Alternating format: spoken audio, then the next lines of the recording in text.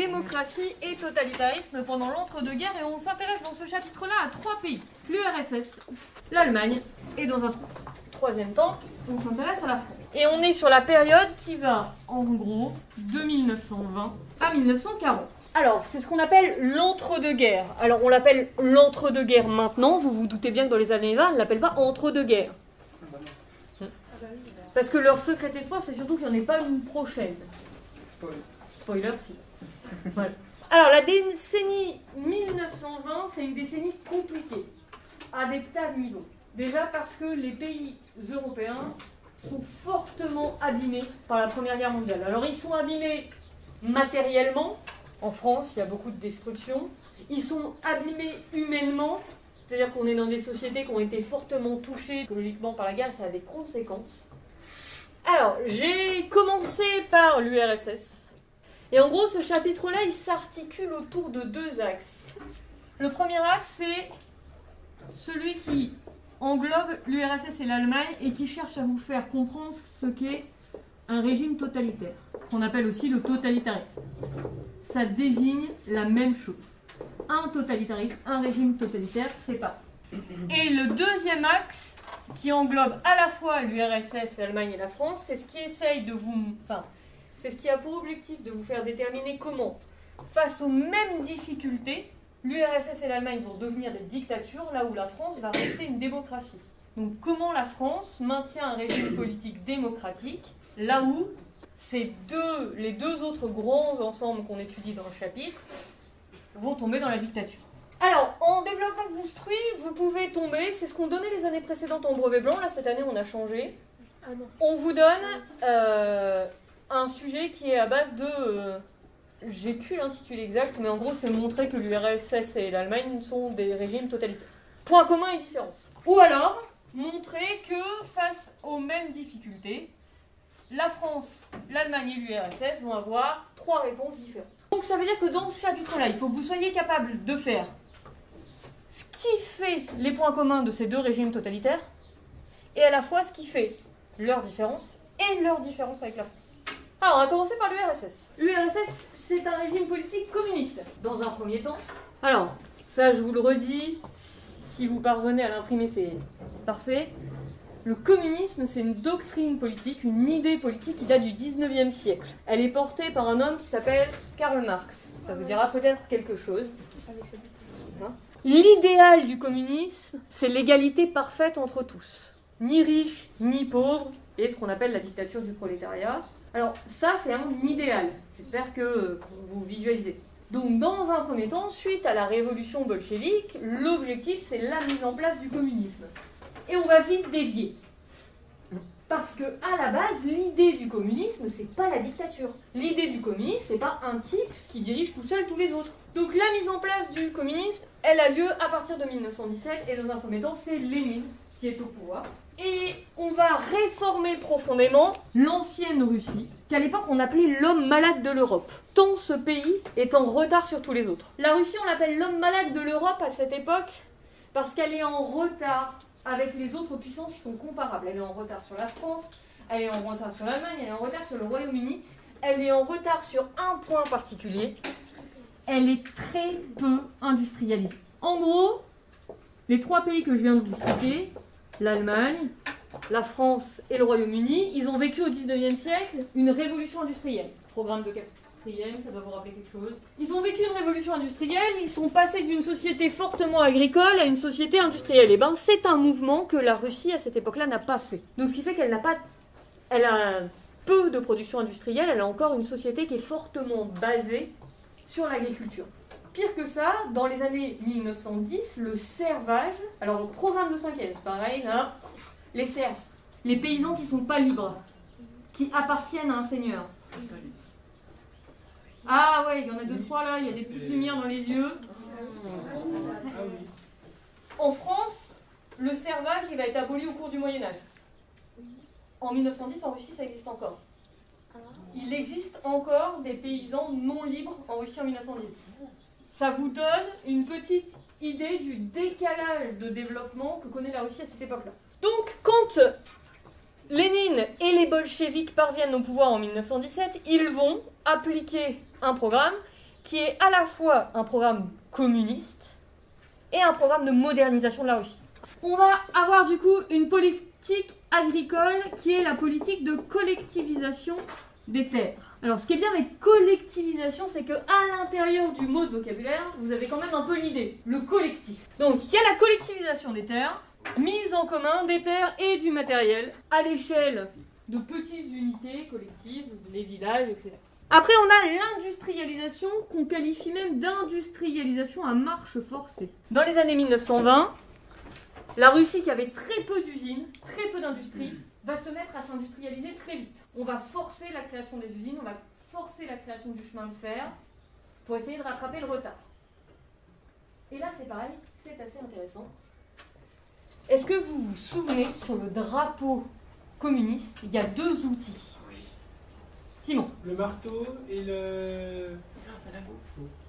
Non, mais... Le marteau, je suis d'accord. Et la faux? La faucille. La faucille. Eh bien, l'industrialisation, c'est le marteau. Et l'agriculture, la collectivisation, c'est la faucille. Les décisions, la direction, elle est prise par des petits groupes locaux, des comités locaux, qu'on appelle, et alors là, est-ce que vous vous souvenez de ce mot de vocabulaire-là? Ouais. Le NK. Non. Ça commence par un S. Ah, les soviétiques. Les soviets. Les soviets. Ça veut dire que dans l'idée, on est dans une décentralisation totale. On a des petits groupes de soviets par endroit qui prennent des décisions pour des endroits hyper locaux. Toutes les décisions ne sont pas censées se prendre à Moscou pour tout le monde. Ça, c'est la base. C'est avant que ça dérape. Ah, ben Lénine, il meurt en... En 24. En 24. Ah non. C'était ma phrase d'après. Ah, Mais en 1924, Lénine meurt. Et c'est un homme de l'arrière-plan qui était globalement à cette époque-là assez sous-estimé par ses contemporains, tout le monde, voilà, qui va se faire une place au pouvoir. Alors, oui, camarade. Lénine, c'est Vladimir Ilyich Ulyanov, dit Lénine. Lénine, c'est un surnom, d'accord. Et Joseph Yougashvili dit Staline, ce qui veut dire l'homme de fer, tout un programme dans le surnom déjà. Hein. Staline prend le pouvoir et devient ce qu'on appelle le premier secrétaire du Parti communiste. Et c'est là, alors c'est déjà entamé un petit peu avant, mais j'ai pas le temps de faire tant de détails. De toute façon, on n'en exige pas.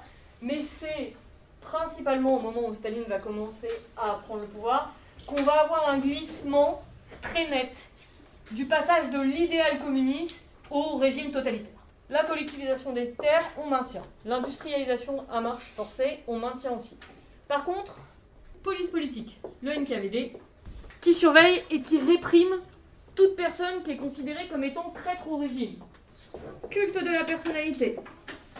C'est tout un ensemble de stratégies qui sont mises en place pour essayer de faire en sorte que le chef soit perçu comme infaillible et parfait. On a beaucoup de communication à base d'affiches, beaucoup de communication politique aussi, où on ne met en avant que les points positifs du chef.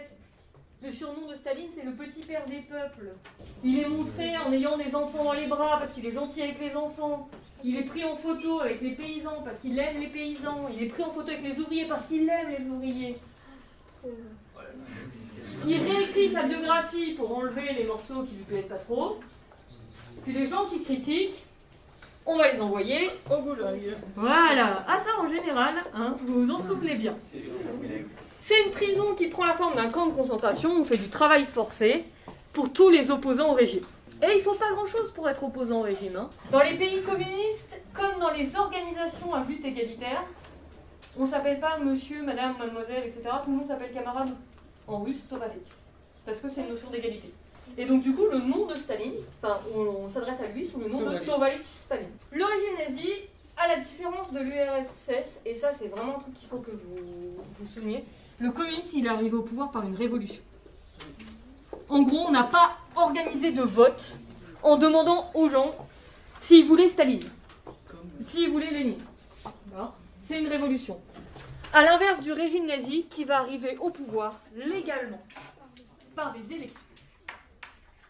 Et quand on étudie les années 1920, on se rend compte que la montée du nazisme, elle se documente. Alors je vous l'ai dit quand on a parlé d'Adolf Hitler, pendant la Première Guerre mondiale, cet homme est un sombre inconnu. Personne ne sait qui c'est. À la fin de la Première Guerre mondiale, l'Allemagne est ruinée par les clauses du traité de Versailles et humiliée par les clauses du traité de Versailles. Elle connaît un changement de régime politique également, parce qu'elle passe d'un empire. Je vous rappelle que le dirigeant pendant la Première Guerre mondiale, c'est l'empereur, le Kaiser Guillaume II. À la fin de la Première Guerre mondiale, on passe à une république. Voilà. Ça s'appelle la République de Weimar, vous aurez entendu ça au moins une fois. Et donc on va voir l'émergence d'un nouveau parti politique qui s'appelle le NSDAP. National Socialist Deutscher Partei. Qu'en allemand, on a décidé de simplifier en nazi. Alors au début des années 20, ils vont essayer de prendre le pouvoir par la force en faisant un putsch. Mais ça aurait pu marcher et c'est facilité par un truc, alors ça rentre dans votre culture générale. Il y a énormément d'armes en circulation en Allemagne dans les années 1920. Mais genre énormément. Parce qu'en fait, à la fin de la Première Guerre mondiale, les soldats n'ont pas rendu leurs armes. Mais donc ce coup d'État, qui est un échec, va envoyer Adolf Hitler en prison. Durant laquelle, fort de son temps libre, il a écrit un livre qui s'appelle Mein Kampf. En français, Mon combat. Alors, parce qu'il a essayé de prendre le pouvoir par la force et que t'as pas le droit. D'accord ? De renverser le pouvoir, de prendre des gens en otage, ça t'as pas le droit. Ah oui, d'accord. Voilà. Il sort de prison et il y a un événement économique qui va particulièrement favoriser le parti nazi. Tamara ? La crise de 1929. La crise de 1929, le krach boursier à Wall Street qui va avoir des conséquences en particulier en Allemagne qui est déjà très affaiblie par les clauses du traité de Versailles. Et on avait vu, je ne sais pas si ça va vous rappeler quelque chose, un graphique qui vous montrait que plus il y a de chômage en Allemagne, plus les gens votent pour le parti nazi. Et qu'on a une, on a une segmentation par profession. C'est-à-dire les professions dites intellectuelles, les profs, les journalistes, etc., ça vote pas trop pour le parti nazi. Par contre, les commerçants, les ouvriers, la paysannerie votent beaucoup plus pour Adolf Hitler parce que c'est ceux qui sont les plus touchés par la crise. Or, Adolf Hitler, il propose des réponses simples à des questions compliquées. À savoir, c'est la faute des Juifs. Une des choses qui est très forte dans le régime nazi et qui n'est pas constitutif du communisme, c'est l'antisémitisme. Et donc Hitler, il arrive au pouvoir le 30 janvier 1933, et en l'espace de 6 mois, ils prennent des lois qui suppriment toutes les libertés. Je ne sais pas si vous vous souvenez, on en avait parlé. On a l'interdiction des autres partis politiques, donc on devient parti unique. Pas de liberté d'expression, interdiction de critiquer, déportation dans les premiers camps de concentration de toute personne qui est vaguement communiste. Je ne sais pas si ça vous rappelle quelque chose, le Parlement en Allemagne ça s'appelle le Reichstag. Ils vont incendier le Reichstag, mais ils vont dire que c'est un communiste qui l'a fait, comme ça justifie qu'on interdise le parti communiste. Et puis on commence à avoir de plus en plus de lois raciales que sont les lois de Nuremberg, qui listent des tas d'interdits relatifs à la population juive. Les interdictions de mariage entre juifs et allemands, les interdictions faites aux Allemands d'aller se ravitailler dans des commerces tenus par les juifs, l'interdiction pour les femmes juives de travailler dans les maisons allemandes, etc. etc. Pareil, quelque chose que j'ai oublié mais que je vous dis, il y a un point commun,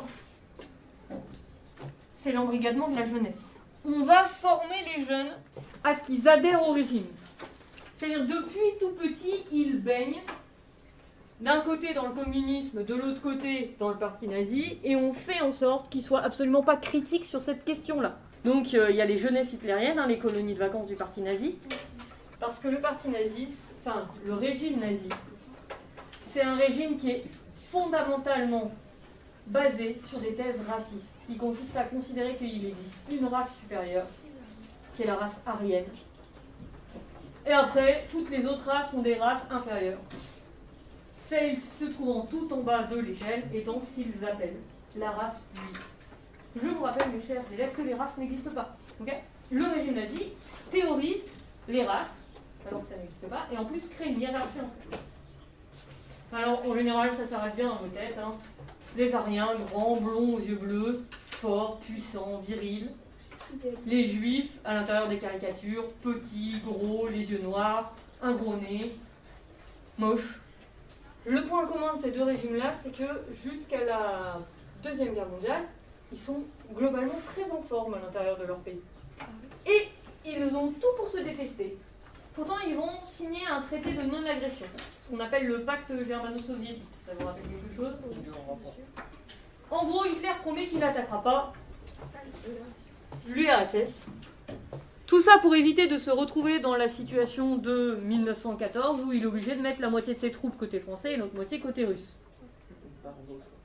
Donc en gros, son objectif, même avant la guerre, on le sait, c'est d'essayer de conquérir l'ouest de l'Europe et on s'occupera de la Russie après. Bien, face à tout ça, il nous reste la France. Elle va connaître la crise de 1929. Son régime politique est critiqué parce qu'il y a des scandales politiques et financiers. Le 6 février 1934, l'extrême droite manifeste à Paris. Il y a des désaccords entre historiens pour savoir si c'est une tentative de coup d'État ou juste une manifestation qui a dégénéré. Toujours est-il qu'ils sont nombreux et que la police tire et qu'il y a des morts. Et que face à ce qui apparaît comme une menace aux yeux des autres partis politiques, se dit que les partis politiques de gauche vont se mettre d'accord pour former une alliance, c'est-à-dire qu'ils se mettent d'accord pour gouverner ensemble. Comment on appelle l'alliance formée des partis politiques de gauche dans les années 1930? Lucas. Le Front Populaire. Le Front Populaire que vous ne confondez pas avec le Front National, s'il vous plaît. Non. C'est le meilleur moyen de vous passer pour un charlot. Non mais parce que ça s'utilise plus beaucoup, Front Populaire. On n'en parle pas des masses. Par contre, le Front National, on en parle beaucoup. Relisez-vous, parce que vous allez avoir tendance à l'écrire de manière automatique. Pour vous, ce qui va derrière Front, c'est national, pas populaire. C'est dommage parce qu'en plus, vous savez que c'est pas la même chose. Mais vous avez tendance à écrire les trucs de manière un peu automatique. Donc, le Front Populaire qui est formé de l'alliance de 3 partis. Les radicaux de gauche, la SFIO qui est l'ancêtre du Parti Socialiste, et les communistes. Vous avez d'ailleurs dans votre cahier une superbe photo de famille. Avec Léon. Avec Blum pour la SFIO, Daladier pour les radicaux, et Maurice Thorez avec son sourire des grands jours. Et les radicaux, c'est Édouard Daladier. C'est d'ailleurs eux qui vont faire tomber l'alliance. C'est-à-dire que ils sont d'accord pour gouverner avec eux, donc ils obtiennent la majorité. Ils sont d'accord pour gouverner avec la SFIO et le Parti communiste. Et quand ils vont changer d'avis, en fait, et qu'ils vont être d'accord pour gouverner avec la droite, et bien ça va faire partir le Front Populaire. C'est eux qui sont responsables des changements de balancier. Ceci dit, en 1936, le Front Populaire, il est élu sur un slogan, le pain, de quoi manger, la paix, la liberté. L'objectif, c'est de ne pas tomber dans les travers du voisin d'à côté. Et donc on va signer ce qu'on appelle les accords de Matignon. Les accords de Matignon, alors pourquoi Matignon? Parce que Matignon, c'est le lieu où siège le Premier ministre. Et donc c'est là qu'on les a signés, parce que c'est le Premier ministre. Alors à l'époque, on n'appelle pas ça un Premier ministre, on appelle ça un président du Conseil, qui les a signés avec les patrons et les syndicats. C'est à vous, ils avaient mis des petites étoiles dans les yeux, le programme du Front Populaire. Création des congés payés. Oui. 15 jours. Ouais, ça c'est une révolution. Les gens partent en vacances. Léon Blum, il a reçu des lettres d'une petite fille qui lui a dit que grâce à lui, elle avait vu la mer. On est quand même dans les années 1930. Hein. Ici, la mer la plus proche, en gros, il faut descendre jusqu'à Marseille. Dans un monde dans lequel la voiture particulière, personne n'a, donc il faut prendre le train. Et le train, c'est pas le TGV, hein. C'est le train qui s'arrête dans toutes les gares. Il y a une autre gamine qui écrivait qu'elle pouvait aller voir ses grands-parents. Parce que les grands-parents n'habitaient pas à côté, et que du coup... voilà. Elles ont été conservées, les lettres qui ont été écrites à Léon Blum suite aux congés payés, c'est intéressant de les lire. Création des congés payés. Réduction du temps de travail. On baisse le nombre d'heures par semaine. On augmente les salaires. Non mais c'est pour ça que ça vous avait fait des petites étoiles dans les yeux, hein, le Front Populaire. Donne des vacances, travaille moins, paye plus cher. Ce qui est assez intéressant, c'est qu'à partir du moment où le Front Populaire va être élu, les gens vont se mettre en grève. Vous allez me dire, d'habitude, quand on se met en grève en France, c'est pour râler et qu'on n'est pas content. Et bien en fait, là, ils se mettent en grève pour forcer le Front Populaire à appliquer ses promesses de campagne. On se met en grève dans l'objectif de soutenir le gouvernement contre les patrons. C'est intéressant, hein? Et ça va marcher. Jusqu'au moment où les radicaux de gauche font défection, quittent l'Alliance, et le Front Populaire est dans l'obligation de quitter le pouvoir. Et d'ailleurs, c'est le Daladier qui deviendra président du Conseil, donc Premier ministre à la place de Léon Blum après. Mais en gros, c'est toujours le problème quand vous faites une alliance. Voilà. Si la SFIO, elle gouverne toute seule, elle prend les décisions qui lui vont. Si le Parti communiste gouverne tout seul, il prend les décisions qui lui vont. Là, quand vous devez vous mettre d'accord avec 3 partis qui ont des idées qui sont proches, mais qui ne sont pas exactement les mêmes, eh ben vous êtes toujours à la merci du fait que quand il y en a un qui n'est pas content, il claque la porte. Et s'il claque la porte, ils n'ont plus la majorité. Donc c'est plus haut qui décide. Hitler va envahir l'Autriche. Ça vous dit quelque chose? Il va l'annexer, c'est l'Anschluss. Et ensuite la Bohème-Moravie, qui est une région de la République tchèque. Là, nous, de notre point de vue de petits étudiants d'histoire de 2021, on se dit que ça sentait pas méga bon comme décision. Et pourtant, en 1938, à Munich, il va y avoir une grande réunion avec dirigeants et chefs d'État de l'Europe. Et Hitler, il va jurer. Mais non, mon objectif, c'est pas de faire la guerre. Je suis pour la paix. Ils ont couru, mais comme Staline a couru sur le pacte germano-soviétique. Les gens avaient tellement été traumatisés de la Première Guerre mondiale qu'ils disaient que personne ne voulait retomber dans un conflit comme ça. Et donc, malgré ça, ça n'empêchera pas que le parti nazi va gagner en puissance, que l'Allemagne va se réarmer alors qu'elle n'avait pas le droit. Et le 1er septembre 1939, Hitler envahit la Pologne et c'est le jeu de domino comme la Première Guerre mondiale. Alors comment il peut se réarmer alors qu'il n'avait pas le droit? C'est ce qu'on a dit un peu tout à l'heure. C'est que tout le monde le savait qu'il n'avait pas le droit, qu'il le faisait quand même, mais personne ne voulait déclencher une guerre. Donc, on s'est dit que la Première Guerre mondiale, ça commençait à passer, ça commençait à faire un peu de temps, donc on les laissait se réarmer pour plus trop les humilier. Pas de bol, hein. Un pays qui s'arme, en général, il s'arme pas pour la déco. Bien, il me reste 15 secondes. Question ?